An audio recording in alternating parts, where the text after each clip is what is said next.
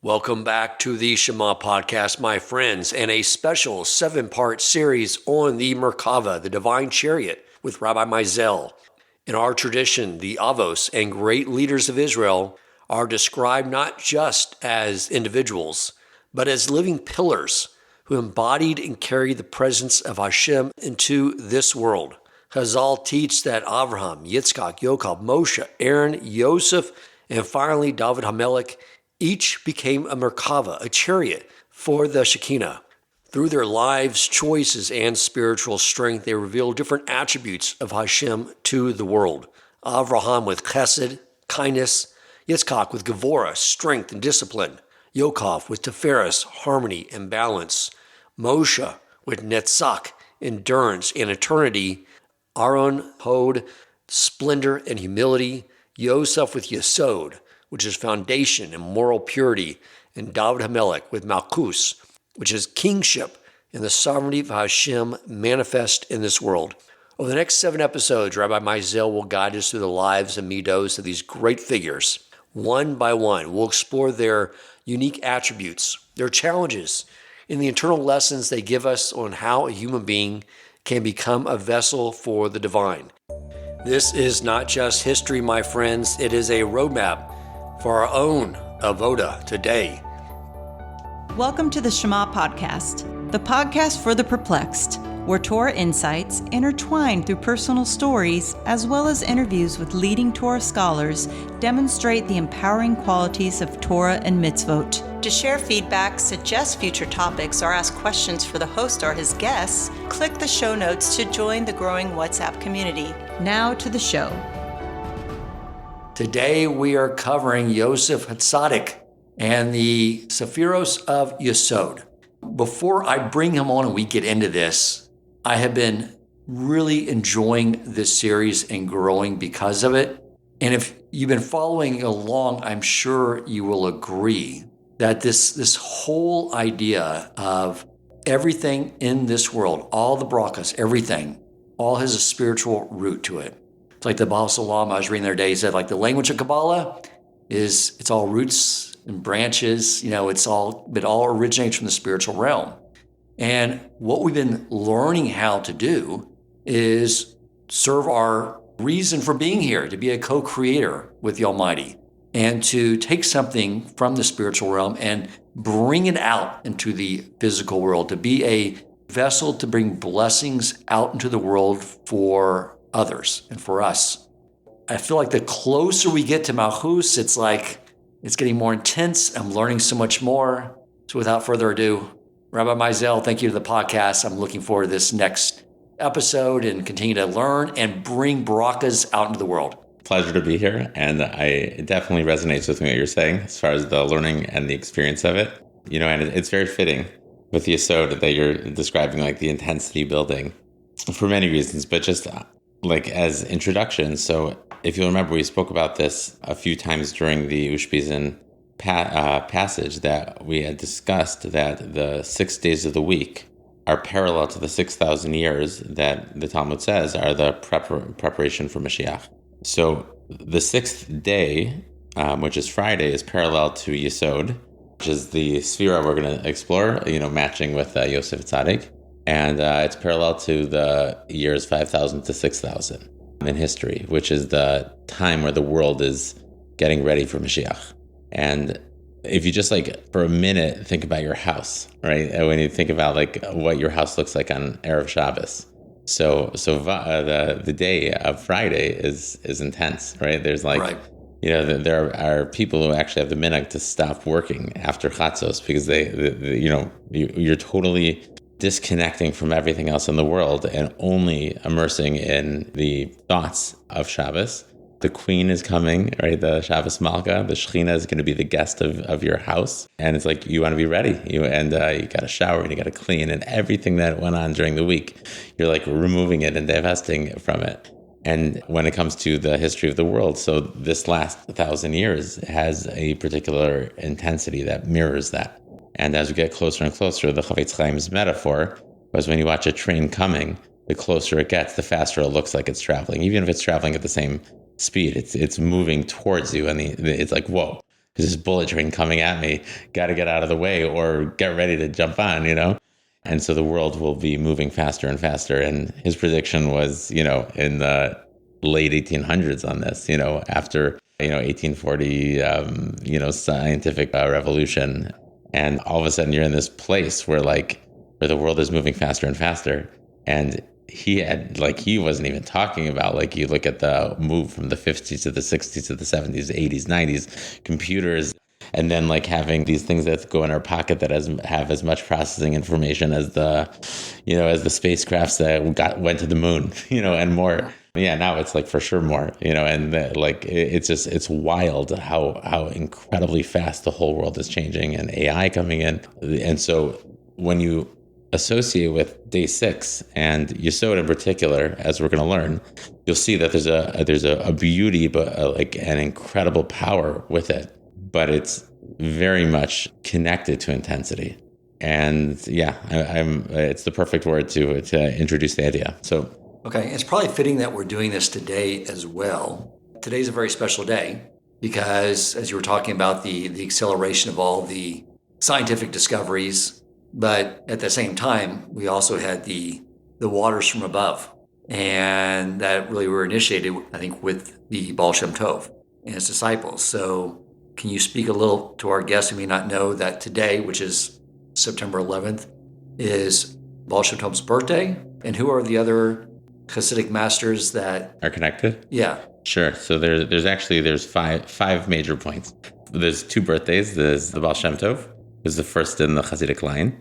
And then there's also the birthday of the Baal Tanya, the Alter Rebbe of Lubavitch, the first Lubavitch Rebbe, Rav Shneur Zalman. Okay. There's a relationship there too, right? He was definitely a very close student of the Baal Shem Tov. Okay. And of the Maggid of Mezrich. And the Alter Rebbe, who authored the Tanya, so people don't always know this, but, as precious as the Alter Rebbe is to Chabad Hasidus, the Tanya is referred to as the Chumash of Hasidus, and it's something that's is learned by many, many different sects in Hasidus. And what he did was, there was almost like a collection of and an organization of the foundations and the thoughts of Hasidus and put together. It was incredibly fundamental. And so his birthday is on this day also. And the Baal Shem Tov's Rebbe was Achia Hashiloni, was someone that he studied with. Who's Achia Hashiloni? He's from Tanakh. He's from the times of King David. And he revealed himself to the Baal Shem Tov. They learned together for about 10 years, I believe. And I think today is his birthday. It was also the day that Achia Hashiloni, who was the Rebbe of the Baal Shem Tov, appeared to him, and for the first time. And Achia Hashiloni is a fascinating character. He was from the times of David HaMelech, and he was known as the Rebbe of the Baal Shem Tov, and he studied with him for 10 years before the Baal Shem Tov revealed himself to the world, whatever that means as far as he was very, very hidden and very, very private. But then at that point, he understood that his job was to flip and to kind of come outwards and to now be sharing and bringing out his teachings. So all of this happened on Chai Elul.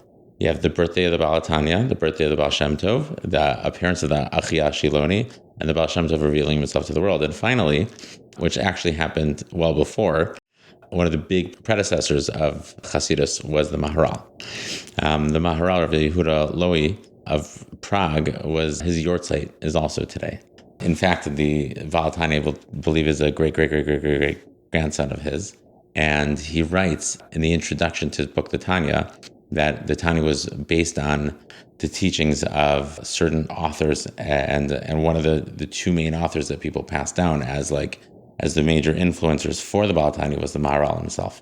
So there's something about this day that's connecting the idea of revealing the hidden, revealing the deeper parts of the Torah, the pnimius of the Torah, and making it accessible for the entire world. Yes. It's interesting, actually, the Maharal was and by the way, we'll tie it into you, so this is actually kind of very cool and fitting. Yes. But to understand context, so the Maharal, if you read his books, he talks about incredibly deep ideas and many Kabbalistic ideas, but you don't see the same language that you're used to when you're learning Kabbalah, because he lived at the time of the Arizal. They were contemporaries. We don't have any indication of them interacting with each other. And so when you read the Maharal, you could be like, it's known as like kind of like the safe book, like in that you can learn in even the non-Hasidic yeshivas, that people who like have that inclination for deeper stuff, they'll start looking.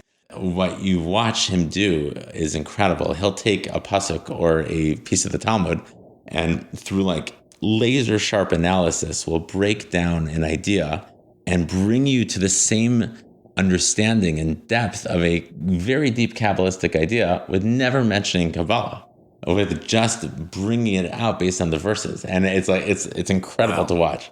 I love the Maharal is like, in some ways, like my Rebbe, and the Valtani is some ways, like these characters, like they shape my life. And like today is amazing. That's why when you called me and said, can we push the recording of this till today? I was like, to me, this day is more of a fitting time for Yesod, because that's sort of the embodiment of Yesod, is bringing something new out in the world. Yes, exactly. Which is what all these sages did. Okay, beautiful. And not only that, there's a term that we use that we're going to be building off of that's quoted when you discuss Yesod, and that's the phrase Tzaddik Yesod Olam. A Tzaddik is the Yesod, which literally translates as foundation of the world. And when you have a day of Tzaddikim, especially in the world of Hasidus, you'll understand and we'll see more and more how this plays out. Okay, great. Right. So Yesod means foundation. Literally means foundation. Perfect. So let's actually start there. Why is Yesod foundation? It seems odd because we've been building from the top down, and typically the foundations where you start the building process. Right. And right, exactly. It seems strange. But I want you to imagine for a second, we've been talking a lot in the metaphor of business, as like our model for understanding this. And there's going to be other metaphors, but let's use that for a second. So in process of like wanting to bring something out into real life.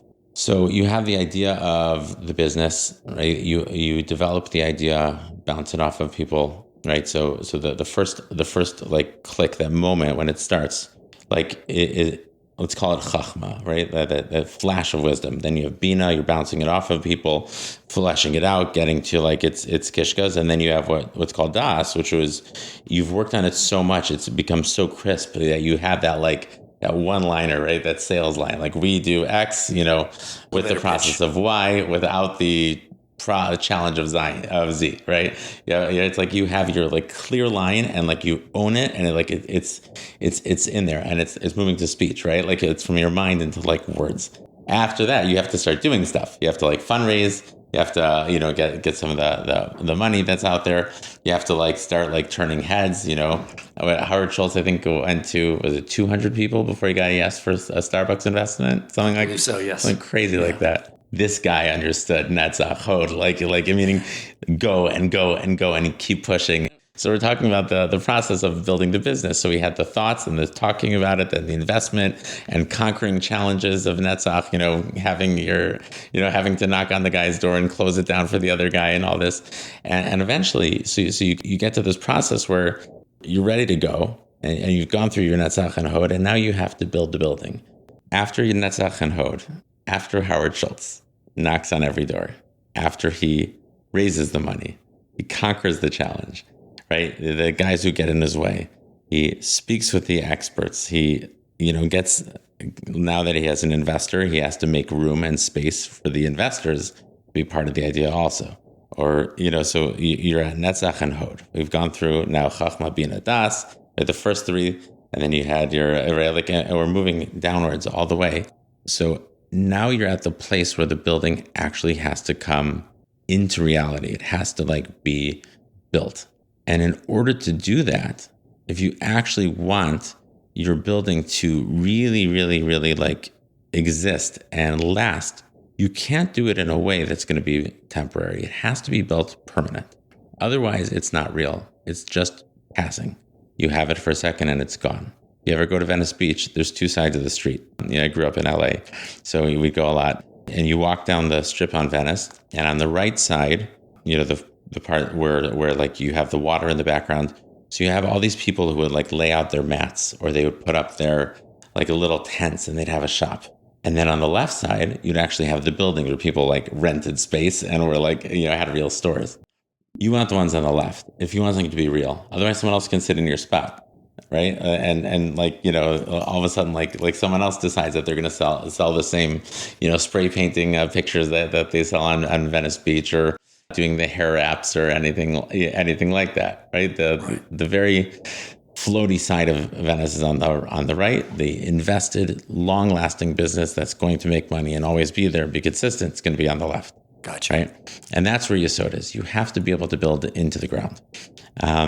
So much so that once you build the roots, right? If you build a foundation, so you have, like, especially if you think about like wanting to build a high building, the higher you want to go, the more valuable and the more potential in the building, the deeper you have to go in the ground.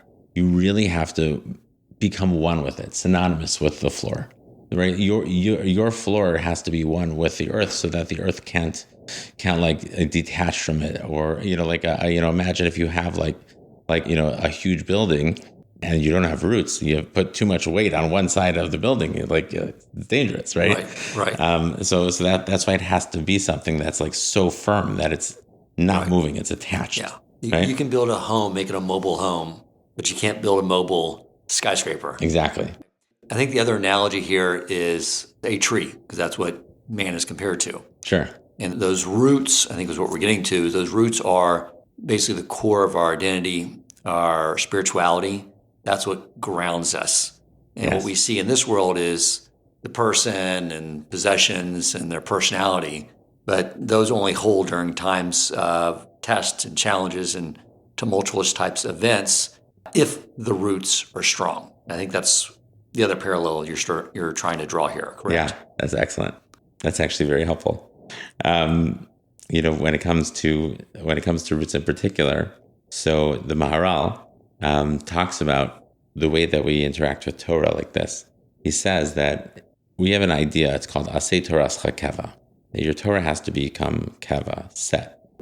Keva? Keva. Which means? Literally set or consistent, or it has to be, right? It has to be like, it has to be the thing that happens at the same time or in the same way every day. Right. And in fact, when we go up to heaven, uncompromising. Nothing else, everything else gets canceled but that. Exactly. Yeah. And it's hard. Yeah. But at the same time, what he explains is if you do that, if your Torah is keva, if that's the thing that's firm, then everything else becomes connected to that, because that's the thing that's consistent. That's the thing that's in the middle, right? And everything else like kind of wraps itself around the thing that's real. So whatever's kavua to you, if your kvius, right, is like, what's it called? Like you have your Netflix show, and every day at 7 p.m. is that everything else changes. Like then all of a sudden that show, right, becomes you, right? That's the one thing that you can reliably say, that's what I do every day. Everything else, like they're pieces of me. But what are you changing in order to make sure that your Torah is in the center, right? Right. Yeah. It's definitely an area I need to improve upon, because it does get pushed, but it should not. You're not the only one. But one of the things I did sort of get in my mind when I moved to the community and was struggling with, I have to, coordinate my calendar with everyone else 3 times a day. Like I just have a hard time coordinating my calendar with myself. But one thing it just clicked in my mind when I was, finally in the habit of davening Shachris with a minion in the morning was like, this is the office. This is where all the work is done. Yes. The rest is administrative. Exactly. And so it's the same type of idea that you're talking about. What are you building as a foundation for your day, and what's the ancillary stuff that builds around it and grows around it? Yes. So I like this idea. And it is very much Yesod. The thing that's in the middle, the thing that everything else wraps around, are the things that are not core. When it comes to the metaphor of the building or the roots, that part's always going to be there, right? Even if you have like a farmer who decides to cut down a tree for wood, so you still have a stump. If the farmer wants to get the tree out of the ground, the amount of work that has to be done is unbelievable. It's way, way different. It's way harder. I actually remember once I was in camp and we had to, it was close to Shabbos, and one of the parts of the Eruv was really, really messed up because of a tree. And there was one like elite force Israeli rabbi who was an elite force player in the IDF. And I went to him, I said, what do I do? And I kid you not, he took a look at the tree, he pushed it out of the ground, which meant it was dead. Right? It was wild. It was like, oh.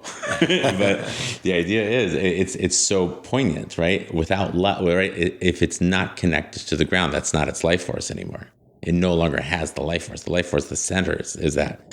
So when it comes to Torah, so I actually have a personal story with this.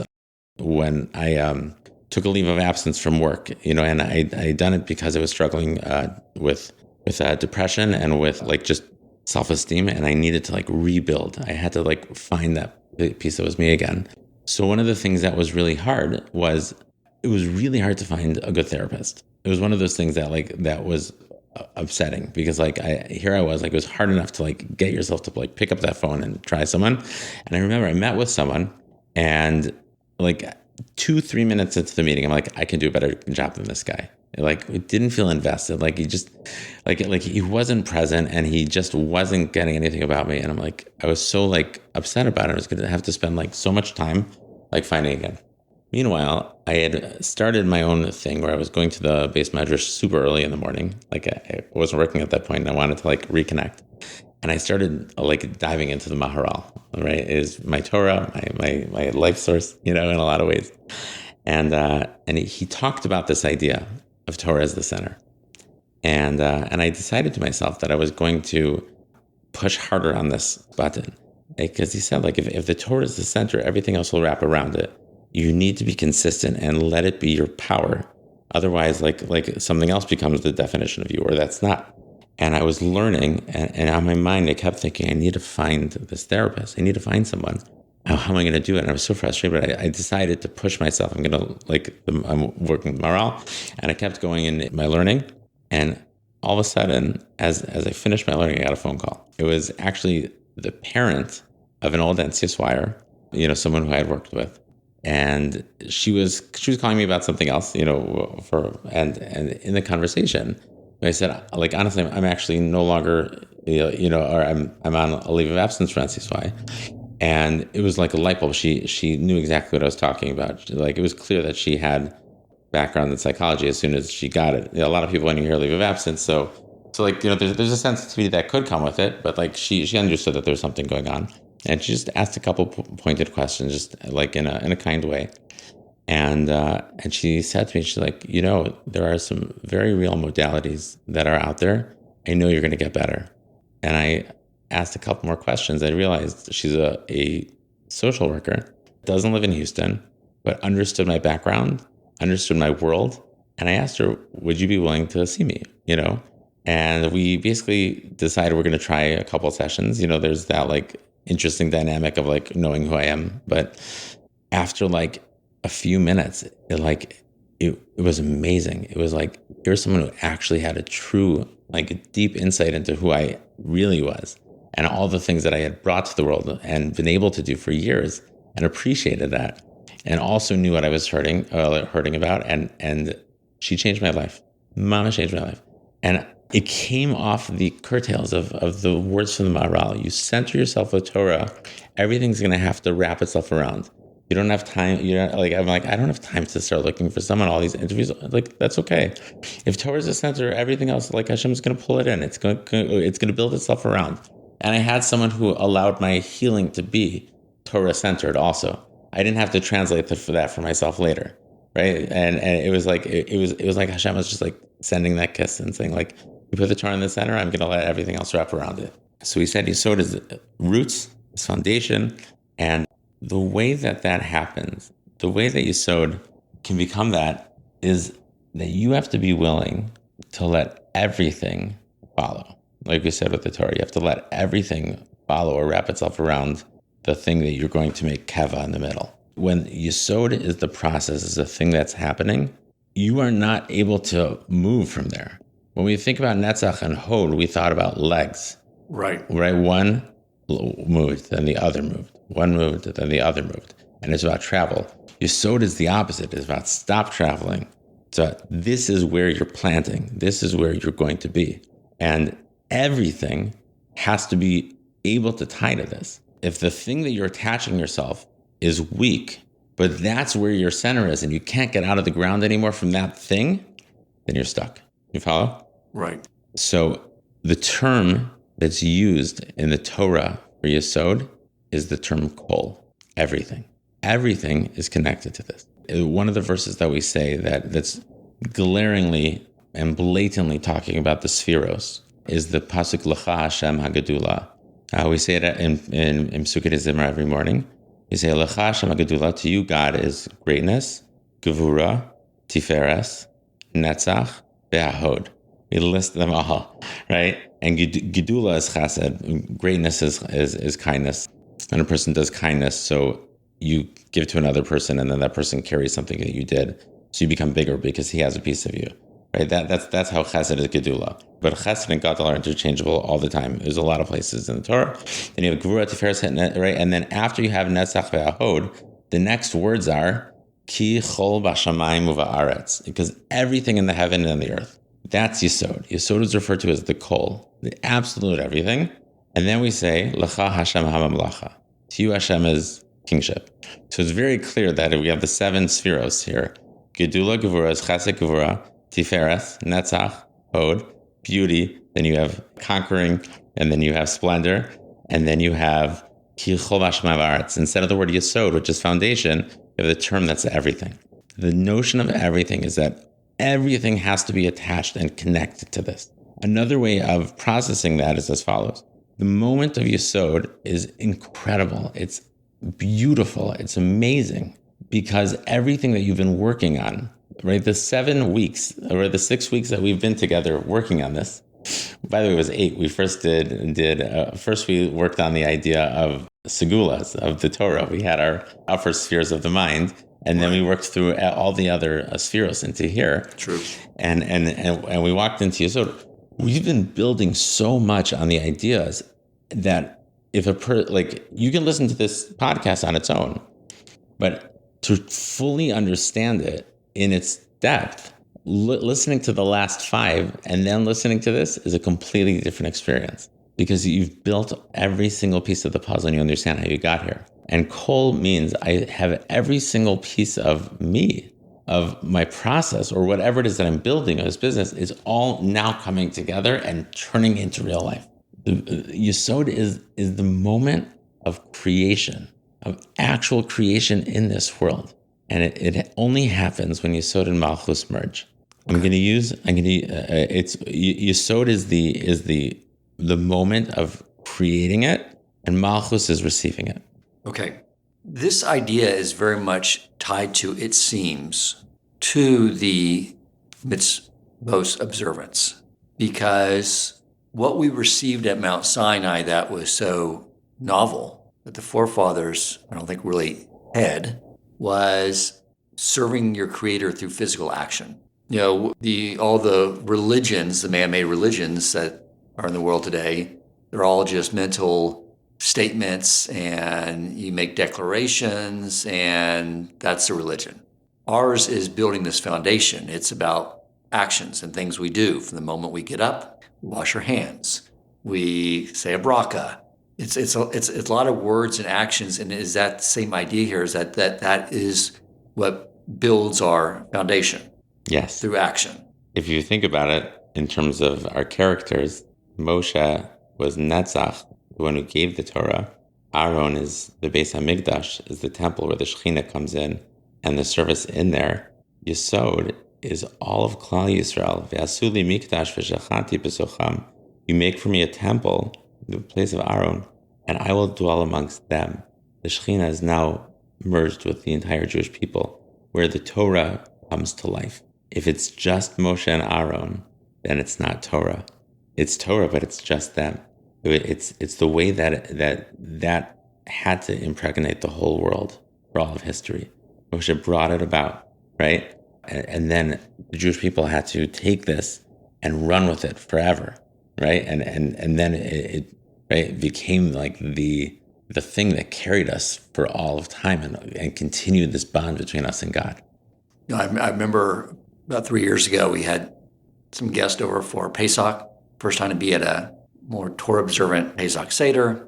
And Remember, I started off talking about the Torah before Mount Sinai versus post Mount Sinai. And I talked about the Torah that Abraham, Yitzchak, and Yaakov had was from Sefer Yetzirah, and how they would be able to elevate themselves to the world of Yetzirah, manipulate creation, create a calf, whatever, all these very lofty ideas. I talked about the Torah post Mount Sinai is what my wife did, which was going through the kitchen and scrubbing all the chametz out, little corner with Windex and a rag, going back to the pantry and cleaning everything out and telling me get rid of this, throw this out, and then kosher this kitchen down and pour the hot water over here. And we're just scrubbing and cleaning. That was the Torah post Mount Sinai. Which one's more holy? And it's just like, it's post Mount Sinai, really, because you're bringing everything down to visceral action. And we were building a foundation for a period of the pace-off with no chametz. Yeah. Does that tie in? If not, I'll get rid of it. Absolutely. I know that this specific sphera, it's not as direct in the way that we're doing it. It's like very esoteric. So I apologize if we're kind of just putting the puzzle pieces together. But that's exactly what's happening. It's the process of the thing coming to life. The Baal Tanya talks about it like that. He talks about the idea of putting on tefillin in I think it's the 4th chapter of the Tanya. And he points out that like the Torah itself is one with God. And when you're doing a mitzvah, so that actual action is the Torah in manifest, right? Like when you put on your tefillin or you light your Shabbos candles or you have the Shabbos table, it's alive. Like we are the Torah in expression, not just in its perfect, pure self of word. It's now, it got messy. It had to get into the ground and break through the floor, and the concrete had to be laid, and now it's there, right? So here's the idea where Yesod comes in. What you're saying, by the way, if you think about that, when you are a living, breathing piece of it, you are the expression of that in this world. It's a cosmic. It's beautiful. It's pleasurable. It's challenging, but when you have to break through it, but all of a sudden you see it and you're like, oh my gosh, this is everything. And it brings a satisfaction because of how much hunger there was for that to happen. In order to really understand Yesod, I'm going to have to move a little bit into a conversation that I guess was avoiding jumping right into at first, but you really have to understand Yesod a little bit through the context of sexuality. So what I mean by that is that when the Zohar describes the different pieces of the body and its parallel spiritually. So the right leg is Netzach, the left leg is Hod, and then it describes the Yesod as the Os Bris Kodesh. It's the holy bris milah, basically, that we have, and it's the covenant, which is a fascinating metaphor. And essentially, if you understand the notion of what Yesod is, so Yesod is the time and the place and the way in which the most deep, powerful, profound experience in humanity happens. And I don't say that lightly. It's the moment of creation, the moment that you actually bond with God so deeply that you are taking part in making the world, literally. And you're fusing with it, you're fusing deeply, emotionally, spiritually, physically, between you, your wife, and God. And during that time, so all of the different pieces of what we're describing come together.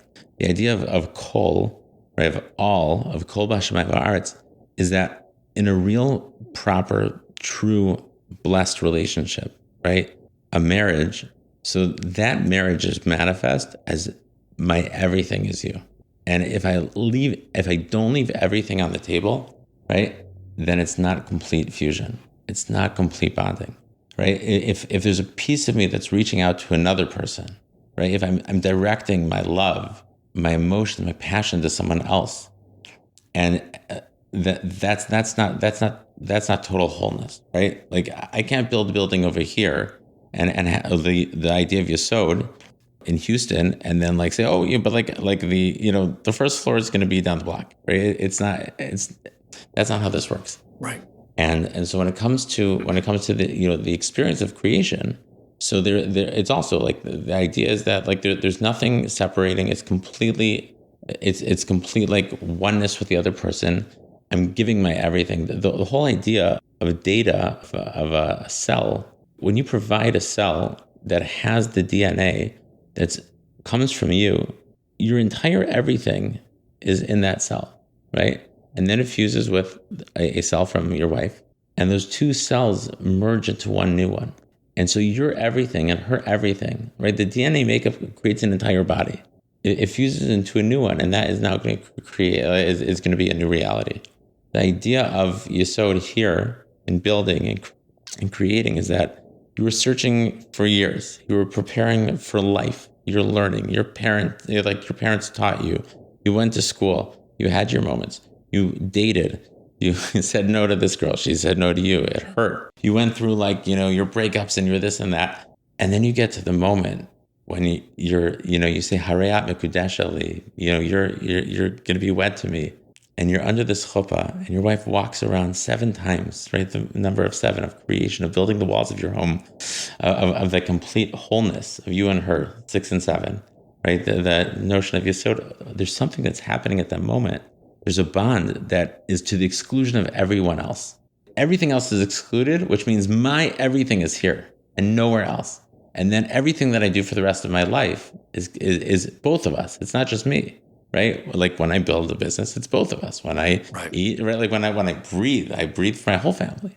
And that moment happens when Yesod meets Malchus. And Malchus in this metaphor is going to be the woman, and we'll explain that a little bit more.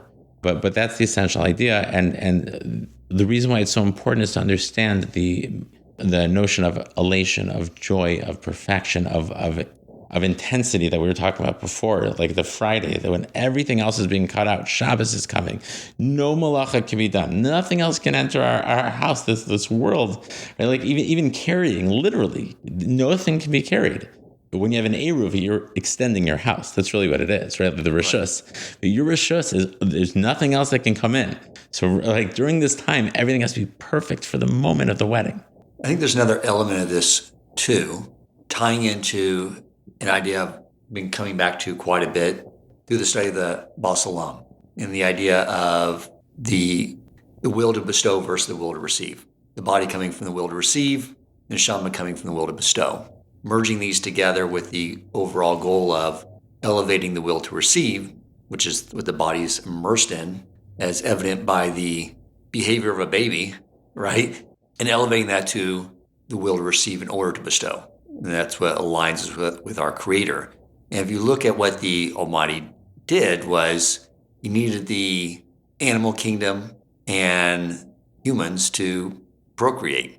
So He embedded in a default, very strong, irrational, but strong emotional desire to procreate. But then we, the Jewish people, who, because of Yosef, which we'll get to, it was a key part of this, and us being able to receive the Torah, was taking that from a source of will to receive, which is what all, and today most humanity operates on, is the sexual urge is all will to receive, and elevating it to will to bestow. And it's so fundamental of a transition of literally the most base physical urge and totally transforming it, which is what our bris represents, and the way a Jewish woman conducts herself too, and just totally flipping it around. And that's also what seems like what ties in this idea of foundation is we are building a foundation of will to bestow, not will to receive. Yeah, 100%. And there is a reception that happens in that process of bestowing, actually. What happens is that in our world, when God truly bestows, and we accept, so there's something called an or choser. There's a light that goes back up, right? So when but that true light that comes back up comes when you're aligned, when you're connected to the thing that's receiving. All of a sudden, you also become more. You become more powerful. You're giving, but all of a sudden you extended yourself. You are now 2 people, not 1. You're a family. It's amazing. Like, meaning the more you tap into the giving, the more you're really receiving in the end anyways. But you're right, meaning the way we want to live is we want to be like God. We want to be the giver. And Yesod is totally that. That actually translates beautifully into Yosef. Yesod is one of those things that you really have to work through a lot to like really get it. But with regards to Yosef HaTzaddik, so his story is so telling of his journey, with that starts with like so much pain. We know the story of Joseph, like having this beautiful bond with his father, being ripped away for 22 years. The pain of it, the feeling of being hated by all of his brothers, being, doing all that he can for his master, being tested by his master's wife, getting thrown into jail. Like the journey is so telling, like over and over and over. It's and one thing after another. Yeah. The one story that like feels even harder than Yaakov's was Yosef's. Right. And it's interesting because if you remember, so in the tripod of the triangles, so you had Avram, Yitzchak, Yaakov. Yaakov was Tiferes. So you have Netzach, Hod, Yesod. And so Yosef is Yesod. You have the bottom of the triangle for both of them. They're the middle here. But when they're completed in their process, then it extends into the next process. So they're very similar in that idea of that pain now manifesting into something greater afterwards. It has to become real. And then at the end of that journey, it's beautiful. So for Yosef, that beauty manifests in an incredible way in a couple layers. So the first was when his brothers came back. So it's one of the most, as a play, you think about like the storyline. It's just magnificent because like the crescendo of the story, every fractured piece of the story gets put back together into this. Like he's reunited with his brothers. He shows love. They show remorse. They reconnect with him. His father comes and he's reconnected with him. There's like everything that was broken is all of a sudden like every single hard piece and step comes together at this moment of completion. And not only that, what Yosef was doing, his process, God sent him there. And he actually says this in the Torah. It's like, don't worry, guys. Like God sent me here to get ready for you guys to be here. And what we know happened in this process is Yosef paved the way for Klal Yisrael to go through the entire experience of Egypt and then become the Jewish people. And all of it happened, right? The kol, remember everything, the Avram, Yitzchak, Yaakov, the journeys, the struggles, the Esav and Yishmael challenges, and and even the brother, the Netzach and Hod challenges with the whole process, like it was you see it all like come together at the end of Bereshis or the end of the first book. That's like where Yesod is here and it's coming into life. The term Tzaddik Yesod Olam, Yosef is the one referred to as Tzaddik, Yosef HaTzaddik. There's very few people who get that title. It goes to Yosef. And what he did was like, as the one who was playing the role of creating the foundation for all of them to come, to have Goshen, to have that separate place where the Torah was still going to be protected, where his brothers were going to be able to survive, where there was going to be a culture that was going to be built that was going to allow them to now become Hashem's people, right? It was the climax of the first state of the individuals that was now going to move into the greater part of the klal, of the family, right? And of the Jewish people in Shmos. I mean, there's so many things that we learn from studying Yosef's behavior during all these trials, from as he's being transported to Egypt into slavery, recognizing that the cart that he was being hauled in, that had a beautiful incense that was being transported. So he was able to recognize like, oh, well, fortunately I have all these beautiful, right there's a great lesson during a trial is find the positive situation to thank Hashem for. Yeah. And then he rises to the top in Potiphar's situation, gets challenged again, does the right thing, and the rewards is he ends up in a prison. But he ends up, winning favor with the guards and I guess rising to the top of the hierarchy, whatever exists in a prison. And why?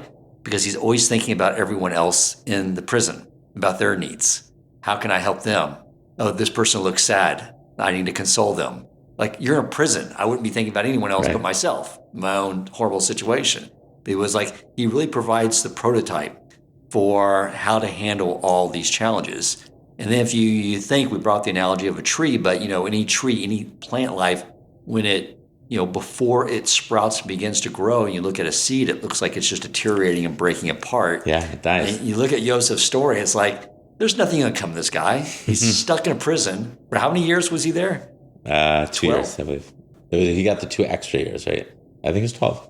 So, but then boom, out of nowhere, he rises to greatness. And I just read the other day that happened on Rosh Hashanah. I didn't know that. It was in my prep reading for upcoming episode of The Power of the Hebrew Months, Tishrei. Yes. Wow. But you can sort of see how Hashem was just total preparation for greatness, which is something we all do remember when we go through our little tests and challenges, that he's just all preparing us for greatness. But anyway, there's a lot there. But again, that's all Yesod as well, because he was building a foundation. Yeah. And his foundation was big, right? Yeah. In fact, there is a notion of how there's going to be 2 Mashiachs, the Mashiach ben Yosef and the Mashiach ben David. I mean, we're not going to go into who that is in the whole debate, but the notion of the Mashiach ben Yosef is like paving the way in the physical world so that the Mashiach ben David can come. And it's like there's Yesod number 1, is that foundation. Right. So the idea of Yosef as the tzaddik Yesod Olam, there's another element of it that it's not different from this, but it helps to complete the picture more. So the idea with Yosef, there's an odd passage, that happens about the starvation, in Egypt, when there was no food available, that we read about, and basically they keep collecting everything from the Egyptians, until Egypt owns everything and everyone, right? And there's nothing left. And then what do? They provide for the entire people. They owned everything, and then they become the doorway for everyone. The notion of the tzaddik Yesod Olam is that on a spiritual level, it's the same thing. That the conduit for the world and all of its blessings comes through the holiness of a tzaddik. And there's a lot of tzaddikim, but the way that Chazal say it is there were very, very few, and Hashem spread them out throughout the world, throughout time. So there's a very specific type of tzaddik who's been selected and picked for each generation. And what that tzaddik does, what his role is, especially if you look into Hasidic literature, is that he's driving that force. He's becoming that connector piece of heaven and earth. You think of certain people. We talked last week about Rav Moshe Feinstein and Rav Aaron Kotler. Like people who played this role of like without Rav Moshe's tshuvas, right? We think about the world of halacha, right? The world of Torah in every Jewish home, like without his Torah, the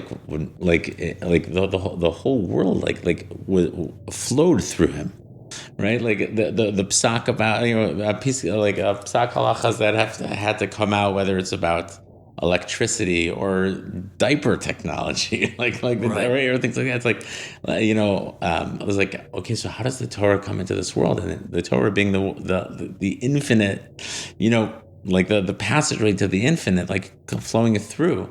You have this being in the middle that's this total, conduit for blessing to move out, for the shefa to move into the world. And we see and hear all these stories. We spoke about it a little bit even in the world of segulas, where you have this idea where a tzaddik will interact with an individual, and all of a sudden, nature will change. If I may, I'll give just one example, one story. Sure, please.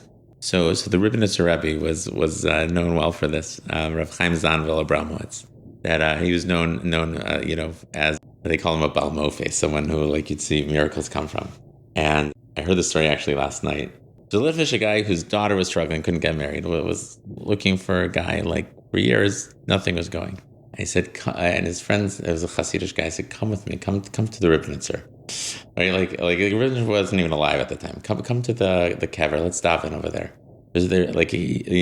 Things happen, and he's like, you know what? Fine, I'll come. He kept pushing, so it's I'll come. They daven, and he said to him, the Hasidic guy said to his friend after they davened, he's like, I'm telling you, by this time next year, your daughter's going to be married.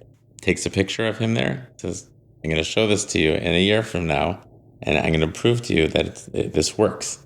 There's a power in tzaddikim, and they understanding that if you connect with them, that they're one of the ways that we have access to understanding more about heaven, about ourselves, and can help channel blessing.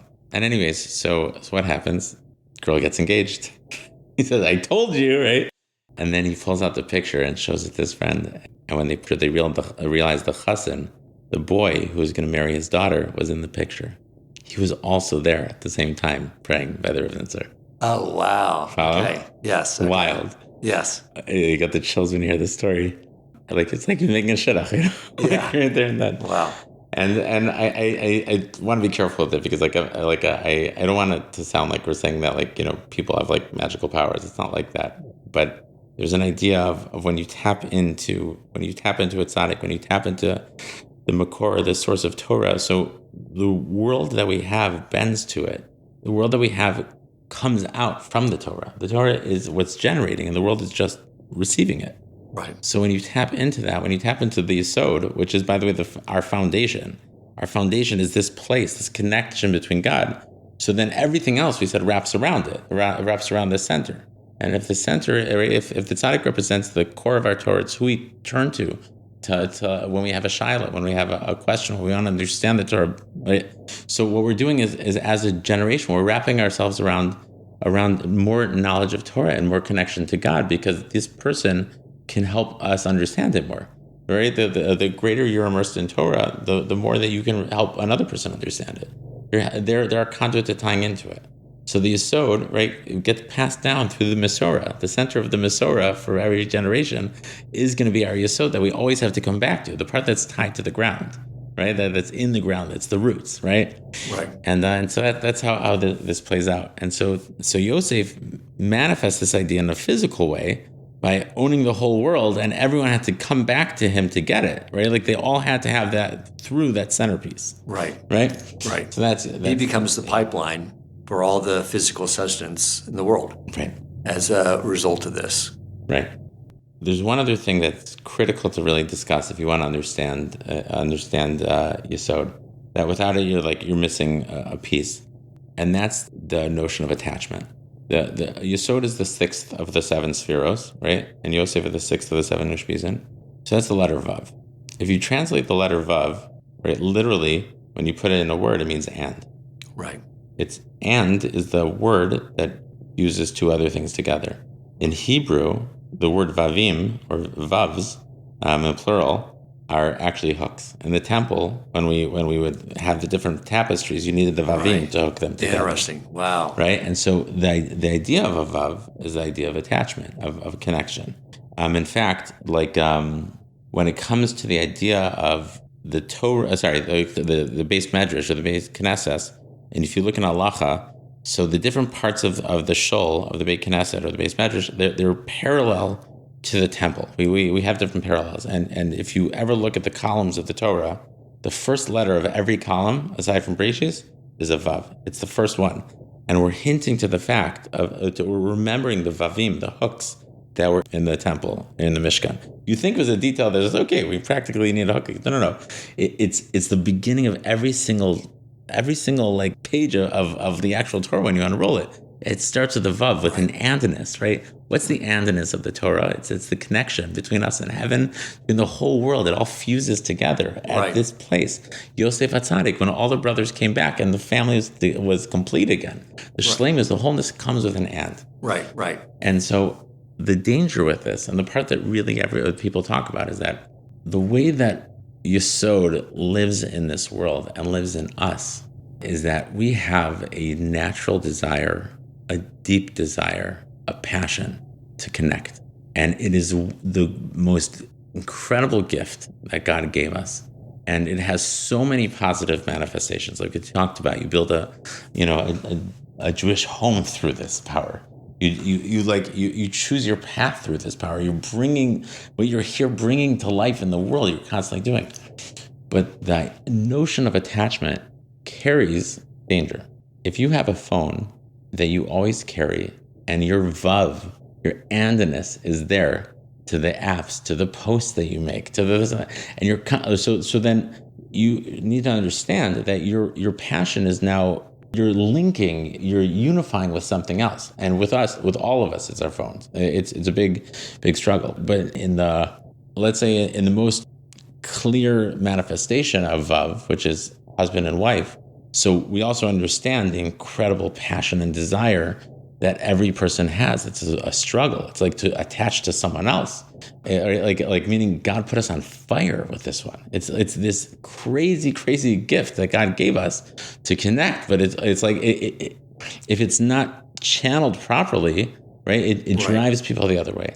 Right. And when people in Hasidus, they talk about the bris as the center of avodas Hashem in the following way, that the real way to use it in your life. So we had the part that like if you get married and done well, so everything you do is really for both of you. So think about that in terms of God. If the way that you think is always tied back to God, if the way that you act is always tied back, if you do business tying back to God, you're using your vav, your oneness, your passion, and directing it to Him. And so you can be dovektim. Dveikus, is the term that's used. Like everything really comes back to clinging to God, to being one with Him. Right. And the power of clinging, that's why we're here. And so the more that we are aware of our vav and see ourselves hooking up to things, connecting to things. Right. Like we have to understand where Gershi Netflix, Gershi and Netflix, we're doing Gershi Maral, right? Because I know that ties me in. And that is mamish life. If you can nail this, right, then everything in your life is being cognizant of it, of what are you attaching to. Yeah.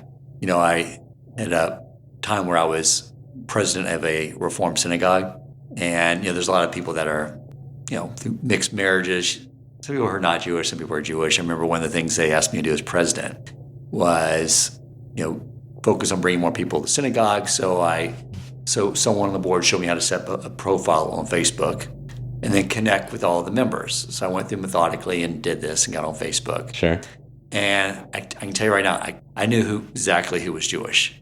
I'll tell you how I know who was Jewish. Because a Jew who doesn't have Torah is so passionate about something. Like there was one lady who was so passionate about people not killing innocent turkeys on Thanksgiving that the entire year was a big passionate buildup. And then the Yom Kippur was Thanksgiving to make sure don't do it. They're innocent. But you had people like were posting about their about saving the world through recycling. Sure. You saw so many passionate people going in so many all types of different directions. Wow. But that's the Jew. Yeah. He built us especially with so much passion. And what we've been describing through all these series is how to channel that correctly and connect the physical world with the spiritual world, which is why we have that passion and what the drive is to do. We've gone from Chachma, which is purely, we didn't even get into the intellectual qualities, all the way from all of these things, all the way down to something that gets symbolized by the sexual organ and bring holiness to something that's just pure physicality. That's everything you've been discussing, basically. Yeah. And if you want to take it for life, and we've been finishing our podcast for each one like that, if you want to see that, which is beautiful, by the way, and live it. So it's the first thing that we do for a child as a mitzvah is the bris. Women don't need it. We'll actually probably talk about that with Malchus next week. But what the bris is the thing that no matter where you go, you're connected to that mitzvah. The way that Yesod works, you want to channel a blessing, you've been working on this thing, on that thing, whatever it is. It's the same thing we've been talking about with tefillah, but in action, is that the way for Yesod to work is through bris, is that you attach yourself passionately to God. The Maharal told us, you put Torah as the one in the middle and you wrap your life. And it's hard, especially in business. I know this, it's consuming, right? But you're thinking so much about the business and that's normal, that's okay. But the more that you can use the vav to tie to Hashem is the makor of all bracha. He's the source of it and He brings it out. And so when you're at that place and you're so close and it's about to come to life and you want it to, that's the bris. It's make me part of it. You want bracha as part of this. Bring me in. What is it that's needed? And it could be as simple as the mezuzah in the on the door, Yeah. And every time you walk in, you look at it, you hold it and say, Hashem, everything that I'm doing today, I'm bringing you in. Derech biascha, by the way, the way that you go into a room, that's how the Torah darshans it. On a mezuzah, it says biveisecha. So the Gemara learns biveisecha in your house is derech biascha, the way that you come in, right? So the idea is that you're entering into the space, and what do you take with you? Hashem's here. Right. Like, bring him in. He's like, I'm ready to go. Like, pull him into this world and know that's Hashem is the makor of all blessing. And if you can make the Torah the kvius, then the rest of it flows through that. Beautiful. When you started with the idea of Howard Schultz going around pitching his idea to investors until he found his investor, really that's what our relationship is with Hashem, especially as we approach Rosh Hashanah. What I used to do, which have not done in years, but I remember back when I was in Kingwood and I was trying to learn how to be observant, is I would literally put together a business plan this time of year on everything I'm going to do. Wow. Here's the new mitzvos I'm going to do. Here's the Torah I'm going to learn. And I would put it in like a business plan. That's amazing. Present it. Wow. Like, I want the job for another year. Will you invest in me? Give me another year. Now I don't do that anymore because I'm an observant Jew. So, I say this as a joke. I don't know why I don't do that anymore, but I think it's, but that's what I used to do. And I think that's basically what we're doing this time of year, and we're doing all the time, really, is Hashem is our investor. Yes, if that's where you're going for your blessing. I hope that's, I know, like, we're putting pieces together. I hope the puzzles comes together. I think all the pieces of the puzzle came together beautifully. It started off a little scary. That's part of building it, but I think you did an amazing job bringing so much clarity to this topic, and I'm looking forward to next week getting into Malchus and how this all sort of fits together. 100%. Looking forward. Thank you, Rabbi. You got it. Thank you for listening, and if you enjoyed the episode and found it meaningful, please take a moment to rate, review, and share the podcast.